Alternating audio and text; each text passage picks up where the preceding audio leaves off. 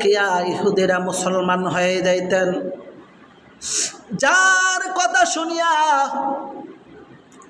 ইহুদি খ্রিস্টান বেঈমানেরা মুসলমান হয়ে যাইতেন, যার কোরআন তেলাওয়াত শুনে শুনে ইহুদিরা মুসলমান হয়ে যাইতেন, তাকেই অনেক ইহুদিরা পাগল পাগল বলে গালি দিয়েছে।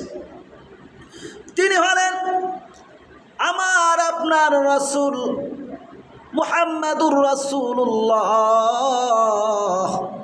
সাল্লাল্লাহু আলাইহি ওয়াসাল্লাম, যারে না বানাইলে তামাম পৃথিবী সৃষ্টি করতো না, যারে না বানাইলে আরশ কুরসি লৌহা কলম কোনো কিছুই সৃষ্টি করতো না, যে নবীর গায়ে মশা এবং মাছি বসতো না, সেই নবীকে কষ্ট দিয়েছে। সেই নবীর জন্যে সবাই নবীজিকে চিনল, জংলার হরিণ পশু পাখি সবাই নবীজিকে চিনল।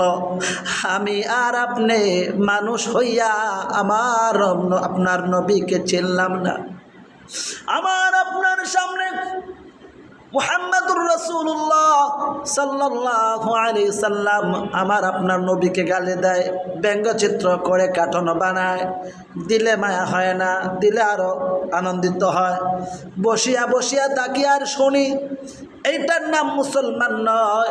আমার আপনার রাসূল উম্মতের কান্ডারি জনাবে মুহাম্মাদুর রাসূলুল্লাহ সাল্লাল্লাহু আলাইহি সাল্লাম উম্মতের কান্ডারি হইবে।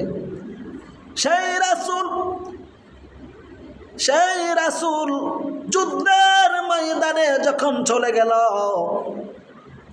যাওয়ার পর যুদ্ধ করতে করতে করতে করতে এক সময় এক পর্যায়ে কে বা কারা জানি মক্কা এবং মদিনা খবর দিয়ে দিল, কে বা কারা জানি খবর পৌঁছাইল, কুতিলা মুহাম্মদ নাই।